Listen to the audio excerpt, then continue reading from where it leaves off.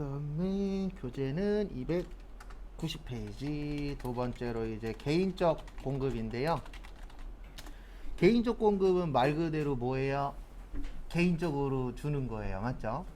개인적으로 주는 건데, 중요한 거는 뭐냐면은 여기에서 시험 문제 잘 나오는 건 291페이지 위에 있어요. 그래서 개인적 공급은 간단하게 설명드리면 이런 경우에요. 내가 만약에 컴퓨터 파는 사업을 해요.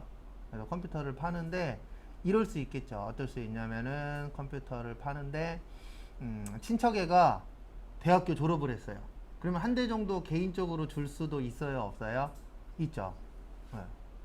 그러면은 이제 어떤 문제가 생기는 거예요? 공짜로 줬잖아요. 근데 그걸 국가에서는 공짜로 준 거 인정을 못 하겠다. 팔았다라고 생각하고 뭐 내라? 세금 내라. 그렇게 되는 거예요. 그 다음에 시험 문제는 요게 잘 나와요. 291페이지 위에 보시면 경조사.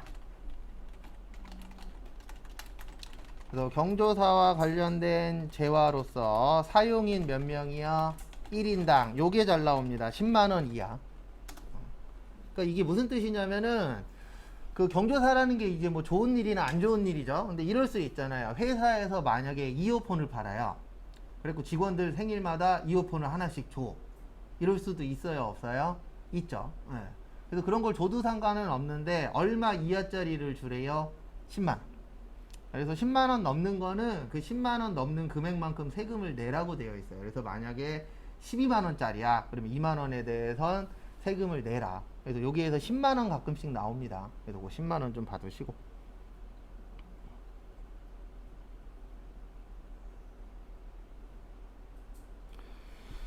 그 다음에 사업상 증여. 사업상 증여는 말 그대로 사업 관련해서 뭐 하는 거예요? 증여해 주는 거예요.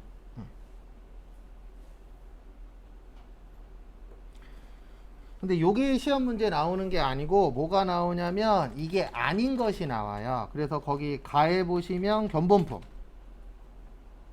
그 다음에 광고 선전물. 이거는 뭐냐면 저거 생각하시면 돼요. 광고 선전물은 우리 그 화장품 사러 가죠. 화장품 사러 갈 때에 거기에서 이제 이런 거 할 때가 있잖아요. 지금 오시면 뭐 마스크팩을 하나 더 준다는 둥. 네, 그런 식으로 광고하는 경우들이 있어요, 없어요? 있죠. 그거에 대해서는 세금 안 내요. 그 다음에 부수재화인 증정품. 그래서 좀 전에 설명드린 것처럼 만약에 화장품에서 그 화장품을 샀어. 그러면 증정품 이것저것 주잖아요. 맞죠? 그거에 대해서도 세금을 안 내요. 근데 왜 안 내냐면 어떻게 보면 이런 것들은 다 이보 전진을 위한 일보 후퇴예요. 왜냐면 견본품 줘야 상대방 회사가 보고 물건을 구입하겠죠. 맞죠? 그 다음에 광고 선전물을 줘야 사람들이 살 확률이 어떻죠? 올라가죠. 증정품을 많이 주면 사람들이 살 확률이 올라가잖아요. 네. 그래서 요거는 이제 실질적으로 금액들이 아주 크진 않잖아요. 이렇게 추가적으로 주는 것들이. 그래서 이런 거에 대해서는 세금을 안 거둘게. 그 대신 이런 거에 대해서는 세금 안 걷는 대신 많이 뭐해라? 팔아라. 라고 봐주시면 되세요. 그래서 이 부분은 세금을 안 걷습니다. 그 다음에 폐업 시에 무슨 죄와요? 잔존죄와.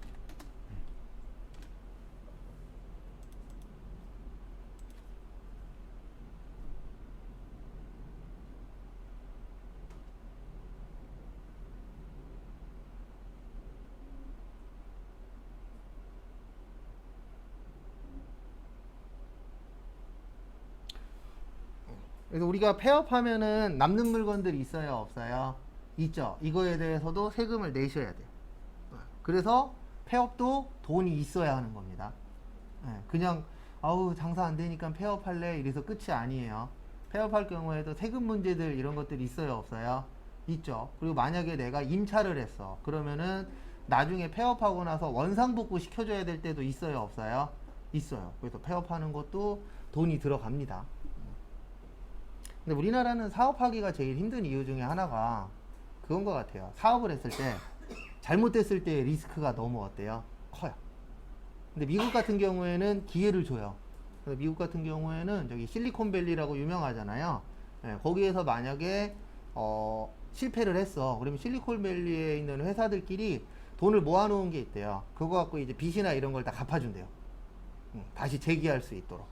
근데 우리나라는 실패했어. 그럼 그거 내가 다 떠안잖아요. 그래서 내가 다 뭐 해야 돼요? 갚아야 돼. 아니면 개인 파산을 하거나 이런 방법 하는 수밖에 없잖아요. 그래서 사업이라는 게 좀 크게 하는 경우에는 뭐 당연히 잘 되면 행복하겠지만 잘못됐을 때 리스크도 어때요? 크기는 하죠.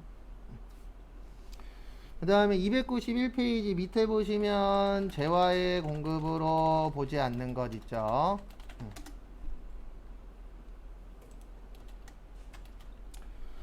그래서 총 4가지가 있어요. 저는 순서는 좀 틀려요, 교재랑. 그래서 물납, 담보, 공매 및 경매, 사업의 무슨 양도요?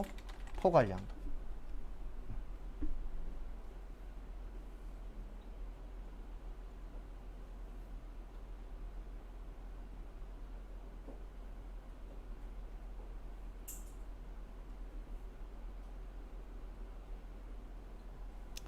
그래서 이거는 무슨 뜻이냐면 재화의 공급으로 안 본다는 뜻은 뭐냐면 세금 안 낸다는 뜻이에요. 그래서 첫 번째로 물납. 우리가 현금으로 내는 걸 현납이라 그래요. 뭐라 그래요?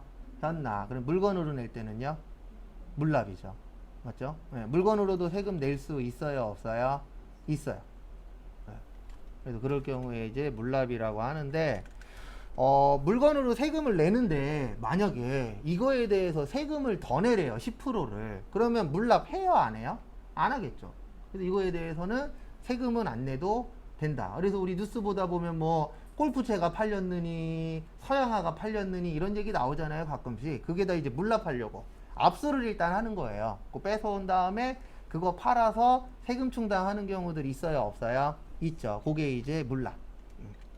그래서 어떻게 보면 그쪽에 잘하시는 분들은 그렇게 해서 싸게 사갖고 다시 되파는 경우들도 있어요? 없어요? 있어요.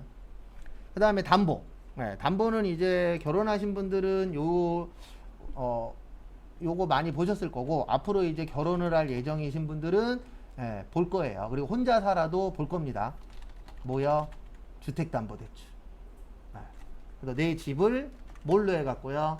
담보로 해서 대출 받는 건데, 담보라는 건 현재 이루어진 게 아니에요. 앞으로 내가 대출금을 제대로 못 갚으면 이 집을 담보로 해서 뭐 하겠다? 갚겠다. 네. 그래서 이거는 거래가 아니에요, 담보는. 왜냐하면 현재 이루어지는 거예요? 미래에 이루어질 거예요? 미래에 이루어질 거예요. 그래서 그거 참고하시고. 그 다음에 공매 및 뭐 있죠? 경매 있죠. 네, 공매 및 뭐 있어요? 경매. 그래서 요거는 이제 뭐냐면 이거 얘기하는 거예요. 뭐 얘기하는 거냐면 강제로 팔리는 거예요. 강제. 그러니까 어떻게 보면 요게 다 이어지는 거예요. 물납, 담보, 공매 및 경매가. 왜냐면 물건으로 낸 거 뺏어다가 강제로 팔아요, 안 팔아요? 팔죠. 그 다음에 우리가 집에 대해서 잘 못 갚으면은 요것도 강제로 팔아요, 안 팔아요? 파는 경우들이 있습니다. 네. 그래서 강제로 팔리게 되면은 내가 원해서 판 게 아니잖아요. 그럼 거기에 대해서 10%를 국가에다 더 내래. 그러면 안 그래도 열받아 죽겠는데 세금까지 더 내야 돼. 그럼 국세청으로 갈 수도 있어요? 없어요?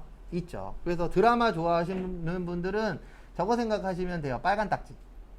네, 빨간 딱지 같은 거 붙으면 강제로 팔려요? 안 팔려요?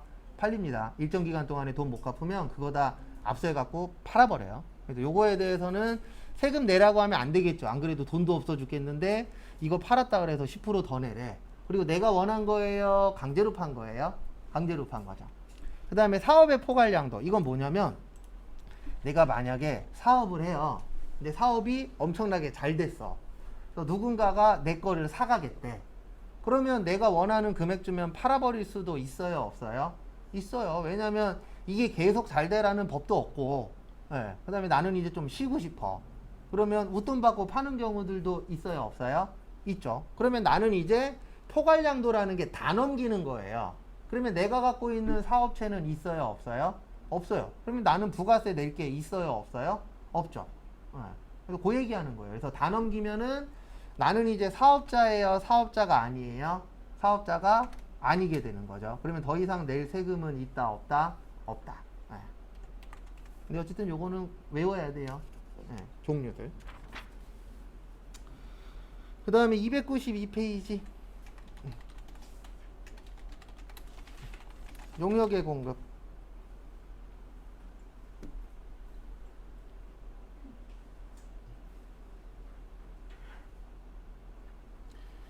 그래서 보시면은요. 보시면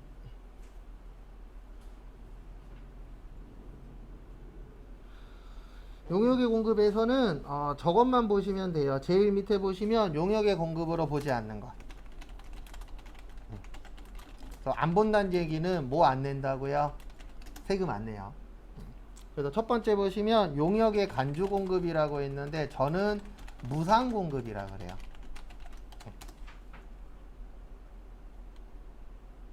무상의 뜻이 뭐죠?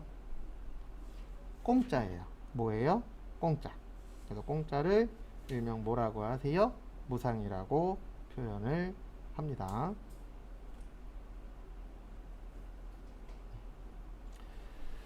그래서 같이 한번 보시면은요. 무상 공급은 크게 두 가지가 있어요. 몇 가지가 있다고요? 두 가지. 그래서 하나는 뭐가 있냐면은요. 무상 공급엔 두 가지가 있어요. 재화의 무상 공급하고 용역의 뭐요? 무상 공급.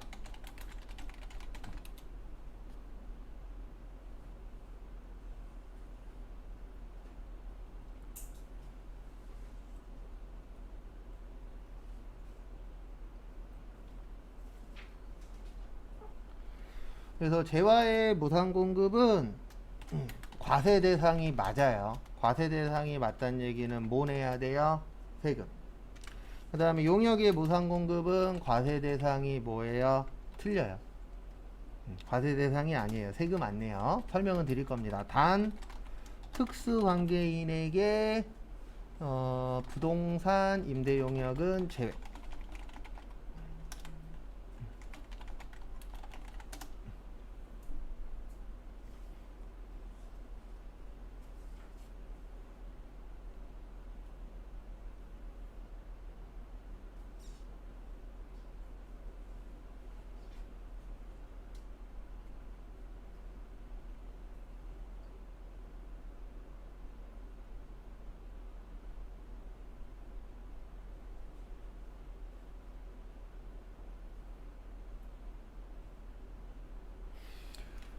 그래서 우리가 무상이라 그러면은 다들 아시죠? 돈 받는 거예요? 공짜예요? 공짜예요. 그래서 공짜를 뭐라 그래요? 무상이라고 표현을 하시죠. 그래서 무상에는 재화의 무상 공급하고 뭐가 있다고요? 용역의 무상 공급이 있는데 재화의 무상 공급은 세금을 내셔야 돼요. 근데 이게 왜 가능하냐면 재화가 물건이거든요. 그러니까 물건 가격은 정해져 있죠. 그러니까 세금 걷기가 어때요? 쉬워요. 근데 용역은 문제가 있어요. 용역이 서비스거든요. 만약에 내가 도배를 하는 사람이에요. 그래서 도배를 해주고 왔는데 그날 저녁에 연락이 온 거예요. 작은 방 마음에 안 드니까 공짜로 다시 해달라고. 이럴 수 있어요? 없어요? 있죠. 그럼 그 다음날 가갖고 공짜로 열심히 다시 해줬어.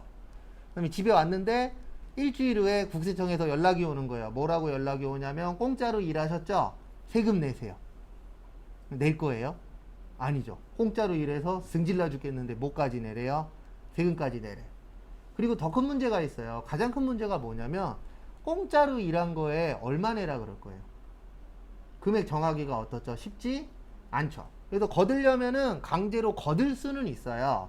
근데 반대급부가 너무 심해요. 왜냐면 공짜로 일했는데 얼마 낼 거냐, 공짜로 일해서 기분도 안 좋은데 왜 세금 내냐, 이런 식으로 싸움이 날 수 있겠죠. 그래서 국가에서도 세금을 아예 안 걷는 거예요. 왜냐면 세금 걷기가 너무 뭐하니까요, 힘드니까 세금을 아예 안 걷습니다. 근데 단 누구요? 특수관계인. 특수관계인 그러면 이분들이에요. 항상 문제는 여기에서 생깁니다. 누구요? 친인척.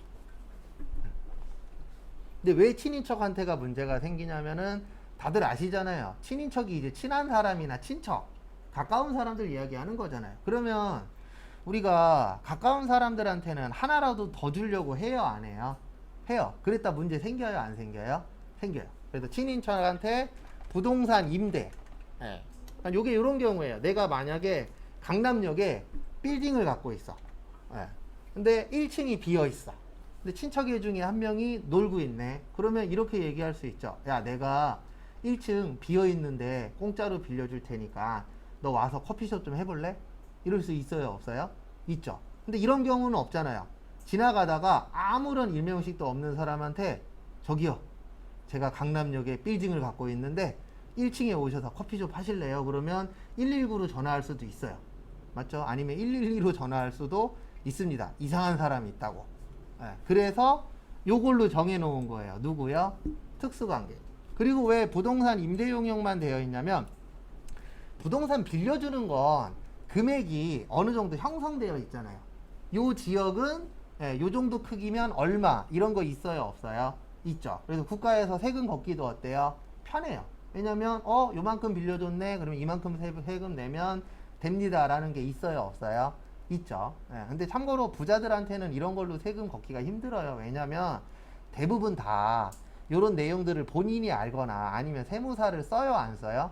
쓰죠. 돈 있는 사람들은 거의 자기가 하는 거 없어요. 왜냐면 자기는 자기 일만 하고 나머지들은 다 전문가들한테 돈 주고 뭐해요? 맡겨요. 왜냐면 그게 훨씬 더 싸니까. 내가 스트레스 받느니. 그래서 대부분 돈 있는 사람들은 친인척한테 이런 거를 할 때 이걸 빠져나갈 수 있는 걸 미리 뭐해요? 확인을 다 하고 나서 이 행동을 합니다. 그래서 대부분 뭔가 나쁜 짓 했을 때 걸리는 사람들은 돈 많은 사람들보다는 돈 없는 사람들이 걸릴 확률이 훨씬 더 어때요? 많아요. 근데 왜 그러냐면 저같이 이제 돈 없는 사람들은 대부분 인터넷 아니면 TV에 나온 거 이런 거를 이제 보고 유사 모방 행위를 하는 경우들이 있어요, 없어요? 있죠. 근데 TV나 그런 쪽에서 알려줄 때 인터넷도 똑같아요. 유튜브도 똑같고 그런 쪽에서 알려줄 때 제일 중요한 알맹이는 안 알려줘요. 왜 안 알려줘요? 그거 알려주면은 내가 먹고 사는 게 힘들어지니까. 그래서 저 아시는 분도 저거 하거든요. 뭐지? 요리 유튜버? 근데 예전에 한번 물어봤어요. 뭐 물어봤냐면 유튜브에 요리 되게 많잖아요. 그거 따라하면 어떻게 돼요? 그랬더니 50% 망한대요. 그대로 하면. 그러니까 본인만의 그러니까 하면서 약간씩의 그 상황에 따라서 뭔가를 바꿔야 된대요. 똑같이 하면 50% 이상 망한대요. 음식이. 그 얘기는 결론은 뭐예요? 중요한 거는 살짝 뭐 했다는 얘기예요? 편집을 한 거죠. 그 자기도 유튜브 하기 전에 연습하려고 똑같이 해봤대요. 유튜브에 있는 거. 거기 보면은 재료부터 해서 하는 방법까지 다 있잖아요. 완벽하게 똑같이 해봤는데 한 반 이상은 망했대요. 근데 그럴 수밖에 없어요. 그리고 유튜브에 보면은 저런 거 많잖아요. 뭐 요즘 유튜브나 블로그에 보면은 투자 관련된 것들 많아요. 적어요. 많죠. 그것도 그대로 하면은 망할 확률이 높아요. 제가 제일 싫어하는 책 중에 하나가 돈 벌었다라고 책 쓰신 분들이 있죠. 제 그 책 되게 싫어요. 근데 왜 싫어하냐면 딴 것 때문이 아니고 그 사람이 잘못했다는 얘기가 아니에요. 그렇게 하면 지금 그대로 따라하면 망해요. 왜냐면 그 사람들이 썼었던 경험은 다 현재예요, 언제예요? 과거예요. 그러니까 그거를 보고 그거 가지고 응용을 하면은 괜찮아요. 근데 그 응용은 내가 이제 또 시행착오를 겪어야 되니까. 근데 대부분 사람들은 그 책 보고 어떻게 하죠? 똑같이 따라 하려고 그래. 그럼 망해요. 왜 망하냐면 딴 것 때문이 아니고 그건 과거의 거잖아요.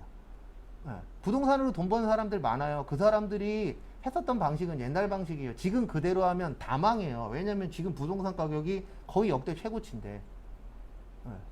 맞잖아요. 그 사람들은 쌀 때 사서 비싸게 판 거였었고 지금은 비싸게 사갖고 싸게 팔 상황이 올 수도 있죠. 오를 수도 있지만 과거처럼 뭐 막 몇십억 오르고 이런 상황은 거의 있을 거예요, 없을 거예요? 없을 거예요. 힘들어질 거예요. 그런 상황은. 그 다음에 293페이지 보시면 근로의 제공이 있어요. 그 옆에다 이렇게 하나만 적어주세요. 소득세.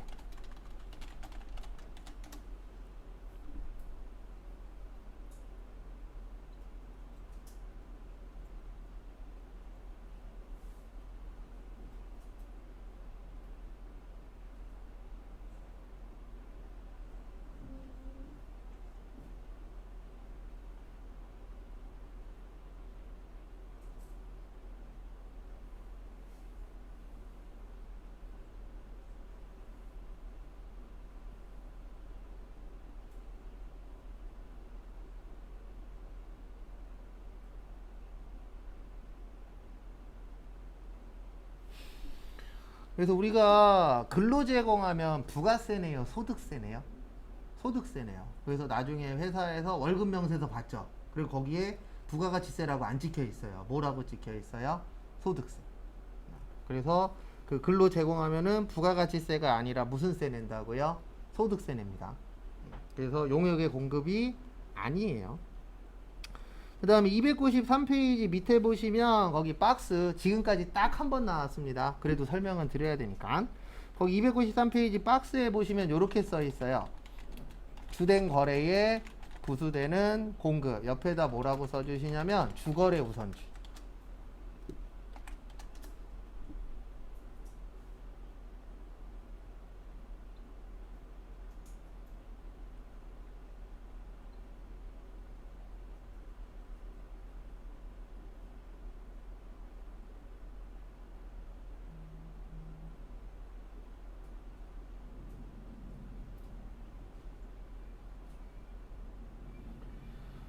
그래서 이게 무슨 뜻이냐면은 이런 경우입니다. 어떤 경우냐면 만약에 우리가 이럴 수 있겠죠. 어떨 수 있냐면은 옛날에 문제집을 샀어요. 뭐를 샀어요? 문제집. 예, 문제집 책이죠. 책은 면세예요. 뭐라고요? 면세. 근데 우리가 과거에는 책을 사면 그 안에 CD 들어 있었죠. CD는 과세예요. 뭐라고요? 과세. 그러면 이 문제집 한 권 안에는 면세도 있고 뭐도 있죠? 과세도 있죠. 그러면 국가가 교통정리를 해줘야 돼요. 그래서 국가에서 교통정리를 이렇게 한 거예요. 주된 거래에다가 뭐 해라? 쫓아가라. 예, 그래서 주거래 무슨 주의요?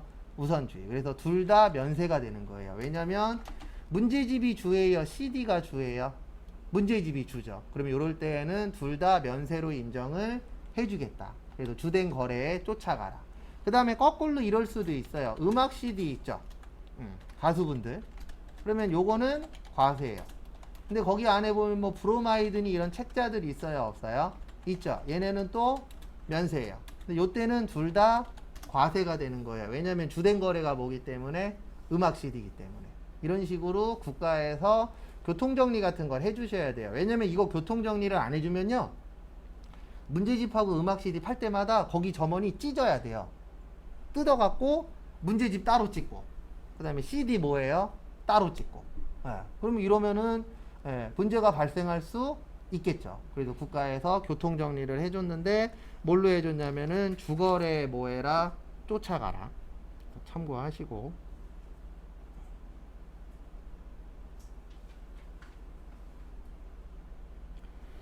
그 다음에 295페이지. 여기 시험 문제 잘 나옵니다. 근데 여기 어려워요. 왜 어렵냐면 종류가 너무 많아요. 그 설명은 나올 때마다 드리긴 할 건데.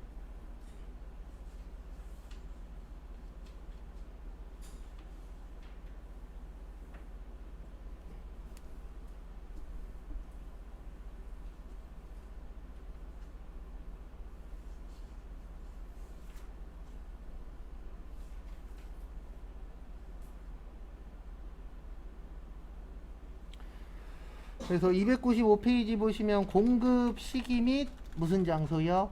공급 장소. 이게 왜 중요하냐면은요, 저것 때문에 중요해요. 우리 날짜 중요하다 그랬잖아요. 네. 그래서 그 날짜. 왜냐면 3월 31일 날 팔았냐, 4월 1일 날 팔았냐에 따라서 세금 내는 날짜가 어떻게 된다고요? 달라지잖아요. 네. 그래서 국가에서 강제를 시켜놓는 거예요. 그래야 법테두리에서 빠져나갈 게 어떻게 되는 거죠? 줄어드는 거죠. 그래서 그 부분 주의하시고.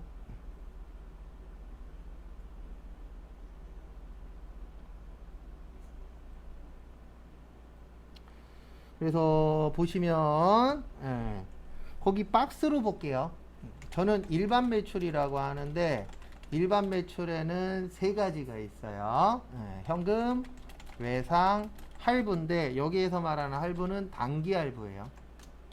그래서 우리가 일반적으로 할부 그러면 길어요, 짧아요? 짧죠. 뭐 2개월, 3개월 이렇게 많이 하잖아요. 그래서 요 때는 인도 기준이에요, 일반적으로. 그러니까 여기 무슨 뜻이냐면 마트에서 물건 다 사잖아요. 그러면 마트 가갖고 물건을 산 다음에 캐셔분한테 물건 주죠. 그러면 거기 캐셔분이 바코드 찍고 나서 우리한테 주잖아요. 그러면 난 이제 받았죠. 받았을 때부터 이거는 이제 누구 거예요? 내 거. 그걸 인도 기준이라고 해요. 그래서 우리가 일반적으로 물건을 받으면 그때부터 누구 게 되는 거죠? 내게 되는 거죠. 그래서 우리가 마트 가시면은 현금으로 낼 때 있죠? 카드로 내면 외상이 되는 거예요. 그 다음에 할부는 몇 개월부터 할부일까요? 할부는 2번부터 할부예요. 일시불은 할부 아니에요. 그냥 외상이에요. 그래서 우리가 일시불로 해드릴까요? 그러면 네, 그러면 외상이 되는 거고 3개월이요. 그러면 뭐가 되는 거예요? 할부가 되는 거예요. 근데 어쨌든 요거는 무슨 기준이요? 인도 기준. 그래서 일반적으로 할부 그러면 2회 이상을 할부로 봅니다. 그 다음에 2번하고 4번하고는 엮을 거예요. 장기 할부 판매, 중간 지급 조건부, 완성도 기준 지급.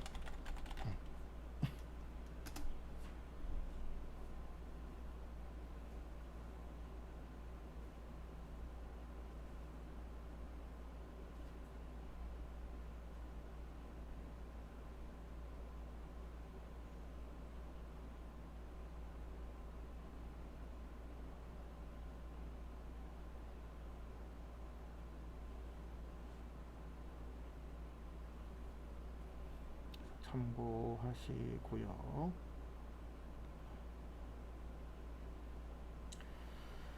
그래서 결론은 앞에 보시면은요. 앞에 보시면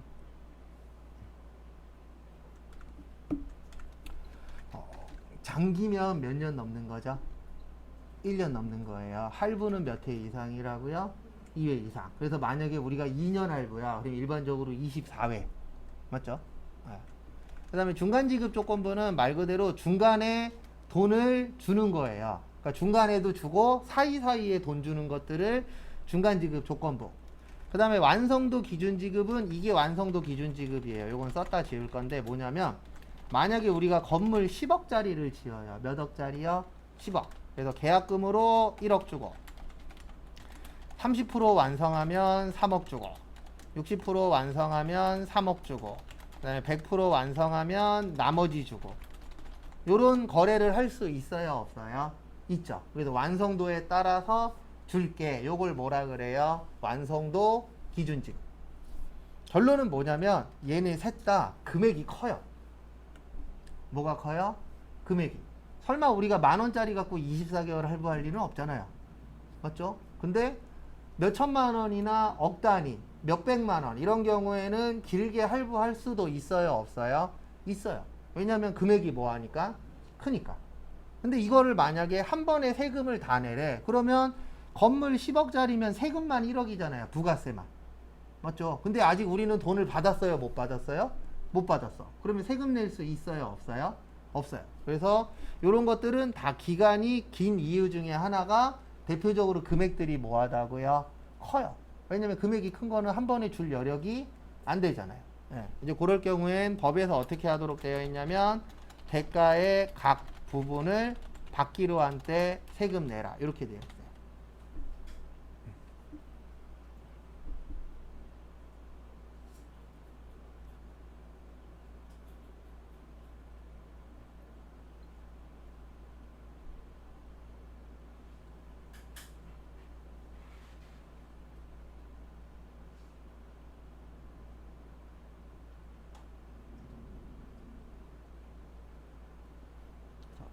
참고하시고요.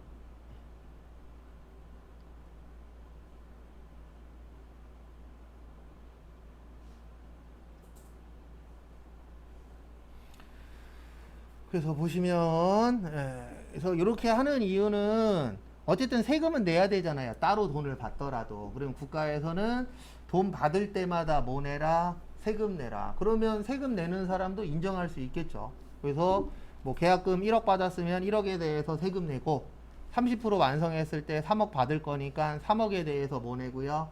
세금 내고 60% 완성하면 또 3억에 대해서 뭐 내라? 세금 내라. 그러면 세금 내는 사람도 할 말이 있어요? 없어요? 없죠. 왜냐하면 받을 때 세금 내라고 하니까 받으면 세금 낼 수 있어요, 없어요? 있죠. 그래서 이렇게 만들어 놓은 겁니다. 그래서 대부분 이 장기 할부 판매 중간 지급 조건부 완성도 기준 지급은 금액이 크니까 나누어서 뭐 내자? 세금 내자. 요거 되게 중요합니다. 그리고 이건 꼭 알고 계셔야 돼요. 이런 식으로 사기당하는 게 요즘도 간혹가다 나오는데 돈 줄 때에 큰 거는 한 번에 주면 안 됩니다. 예. 저도 예전에 한번 이걸 해야 되나 말아야 되나 고민하긴 했었는데 금액이 엄청나게 크진 않아서 한번 했었는데 저희 꼬맹이 이제 그 뭐냐 돌사진 예. 애들이 이제 뭐 100일부터 해갖고 뱃속에서부터 해갖고 이렇게 성장사진 찍잖아요. 그거를 이제 한쪽에다가 맡겼었는데 처음에는 170인가 180달러 그랬어요. 할부로 이제 얘기를 끝내놓고 예. 어쨌든 첫째니까 해줘야죠. 또 남들 해주는 것도 안 해주면 또 나중에 또 울상되실 수도 있으니까. 근데 지금은 이제 굴러다니고 계세요. 다. 예, 해보신 분들은 아시겠지만.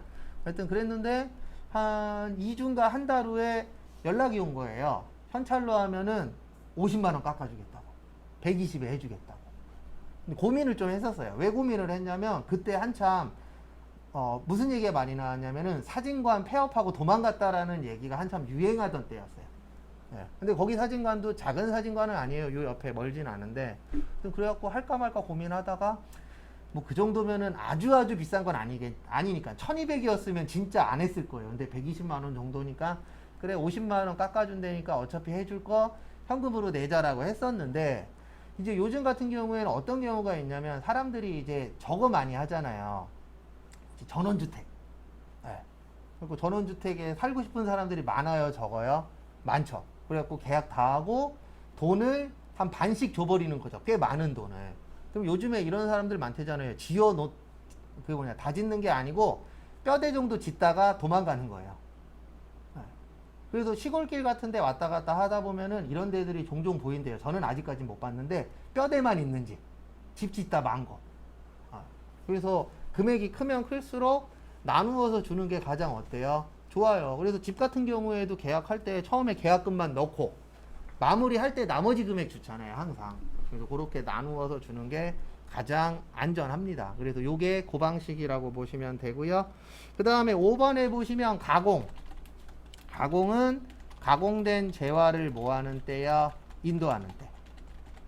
자, 여기 무슨 뜻이냐면 우리가 가공이라는 게 만들어 달라는 거예요. 뭐 해달라고요? 만들어주세요가 가공입니다. 그러면 이제 외부 업체에서 가공이 끝났다라고 연락 오죠. 그러면서 뭐 달라 그래요? 돈 달라 그래요. 그때 주면 안 돼요. 언제 줘야 되냐면 그 가공된 물건이 끝났대. 그러면 내가 가서 확인을 하거나 아니면 그 물건이 나한테 뭐 했을 때요? 왔을 때 검수하고 줘야 돼요. 왜냐면 이거를 만약에 먼저 주잖아요. 그러면 이런 상황이 올 수도 있어요. 돈을 먼저 달라 그래갖고 급하다 그래서 돈 먼저 줬어. 물건 받았는데 하자가 있어. 그럼 이거 하자 해결해 주세요. 그러면 사람이 돌변합니다. 어떻게 돌변하냐면은 돈 주세요.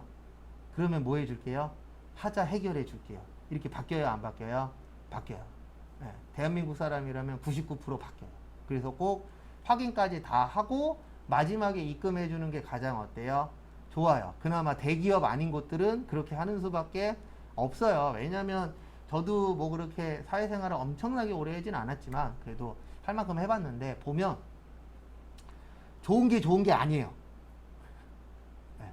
좋은 게 좋은 거라고 해서 넘어가는 건 인간사고 돈이 들어가면은 사람들이 다 변해요. 제 지금까지 봐본 결과 안 변하는 사람 한 명도 없어요. 저도 변했었고 돈이 들어가면.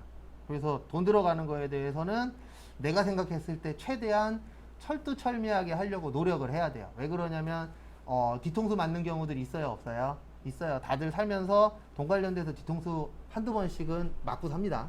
네. 저도 뒤통수 맞은 걸로 치면은 한 1, 2천 돼요. 거의 2천 가까이 되는 것 같아요. 다 더하면은. 2천이면 적은 겁니다. 많이 맞으시는 분은 막 몇십억, 몇백억 맞는 사람들도 있어요. 이상민 씨도 봐요. 연예인 이상민 있잖아요.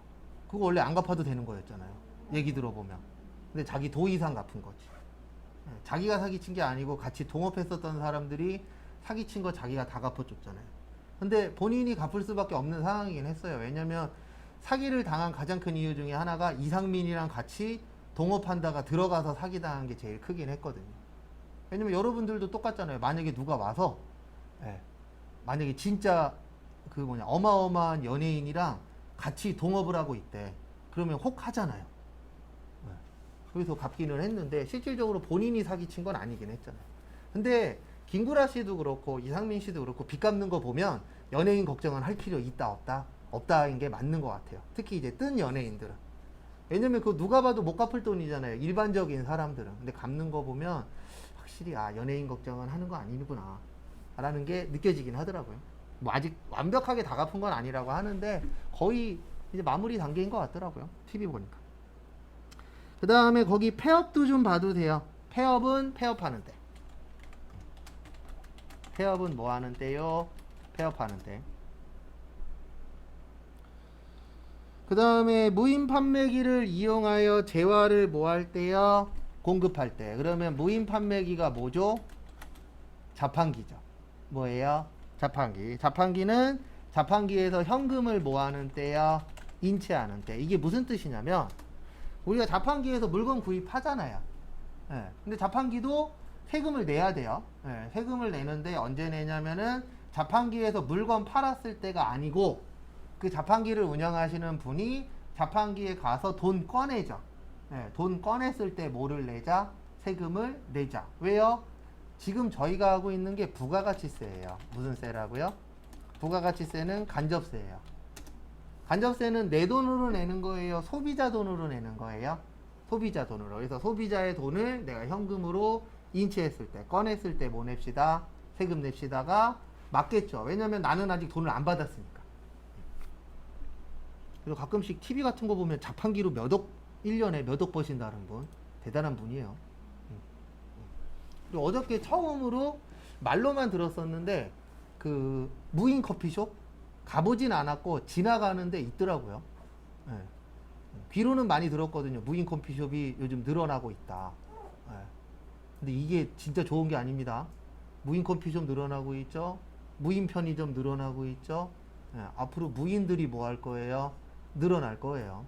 그러면은 알바자리가 뭐 될 거예요? 이제 줄겠죠. 어떻게 보면은 뭐냐 셀프 주유소도 무인이나 마찬가지죠. 예. 가면 갈수록 알바자리도 줄어들지 않을까가 아니고 줄어들 거예요.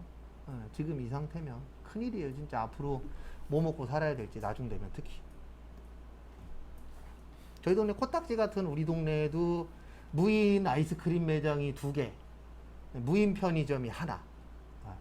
그 무인 편의점 한번 가봤는데 딴 건 모르겠고 그건 편하더라고요. 그냥 내 맘대로 왔다 갔다 해도 되니까. 예. 근데 유인 편의점 가면은 괜히 왔다 갔다 하면 눈치 보이잖아요. 예. 딱 오늘 뭐 사야지 그러면 거기만 가는데 무인의 편한 건 그건 것 같아요. 그 다음에 거기 수출은 나중에 세무 때 따로 외울 거예요. 거기 밑줄 쳐져 있는데 수출은 선적일이에요. 무슨 일이요? 선적일. 선적일의 뜻이 뭐죠? 선적의 뜻이 뭐예요? 선적. 선적이 물건 싣는 거예요. 뭐라고요? 물건 싣는 거. 참고하시고.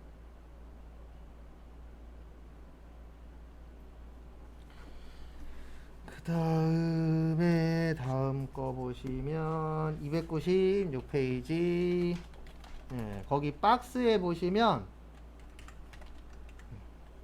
특수환경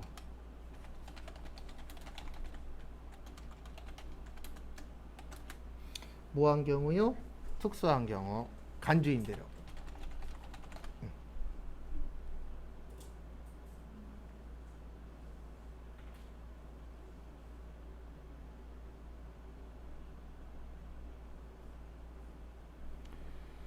그래서 무슨 임대료요? 간주 임대료. 그래서 앞에 보시면은요, 요건 부동산이 되네. 보증금에 대한 이자예요.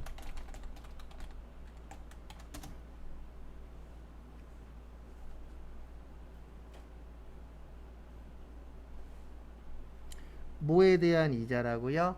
보증금. 보증금에 대한 이자입니다.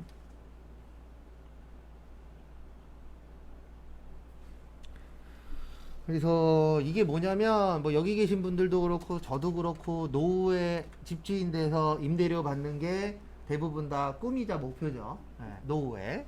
근데 이제 우리가 임대료 같은 거 받을 때 보증금 받아요, 안 받아요? 받아요. 그거에 대해서 이자 계산을 해서 10%만큼 부가가치세를 내도록 되어 있어요. 이게 왜 이렇게 되어 있냐면 불로소득이라는 게 있어요. 네, 불로소득의 가장 대표적인 게 이자, 배당, 부동산 요쪽을 일명 불로소득이라고 해요. 뭐가 필요가 없어요? 노동력이 필요가 없어요. 비트코인도 이쪽으로 들어갑니다. 네, 비트코인도 이제 앞으로 세금을 걷는다라고 하니까. 근데 이 불로소득이 절대로 나쁜 건 아니지만 불로소득으로 돈을 많이 벌 수 있죠. 지금 현재 이런 부분들이 부각되면 부각될수록 사람들이 일을 안 해요. 사람들이 일을 안 하고 이쪽만 하려고 하는 거예요. 지금 우리나라가 현재 그 상황이죠. 사람들이 돈이 있으면은 주식을 한다거나 비트코인을 한다거나 아니면 집을 사려고 하는 이유 중에 하나가 뭐냐면 노동력이 필요가 없어요. 네, 그냥 자금만 있으면 돼요. 자본만 있으면은 내가 주식을 산다거나 아니면 뭐 집을 산다거나 땅을 산다거나 비트코인을 산다거나 해서 돈을 벌 수 있잖아요. 그래서 국가에서 계속 개입을 하는 이유가 뭐냐면 이걸로 실질적으로 돈 버는 사람들이 우리가 생각하는 것보다 많지 않아요. 있긴 있어요. 네, 저희 장모님도 예전 얘기이긴 하지만 빌라 하나 사갖고 10몇 억 버셨으니까 15억 가까이 버셨대요. 네. 그러니까 빌라 하나 통으로 갖고 있었는데 그게 이제 재개발 어느 건설업자가 와갖고 통으로 팔라고 했는데 처음 산 거보다 어쨌든 몇십억 더 받았대요. 네. 근데 가면 갈수록 이런 게 가능성이 높아요, 낮아요? 낮죠. 네. 근데 이거를 계속 뉴스나 이런 쪽에서 띄우고 있잖아요. 국가에서는 계속 못 올라가게 하려고 이것저것 하고 있고. 근데 왜 그러냐면 불로소득이 늘어날 때마다 사람이 이제 일을 안 하고 싶어져요. 네. 왜냐면 주식으로 내가 만약에 한 방에 1억을 벌었어. 뭐 나중에 잃더라도. 근데 일을 해서 1억 벌기가 쉬워요, 어려워요? 어려워요. 근데 주식은 솔직히 한 방에 1억을 벌 수도 있어요, 없어요? 있어요. 근데 내가 그거를 한번 경험을 했어. 그러면 사람이 그 맛에 취해요.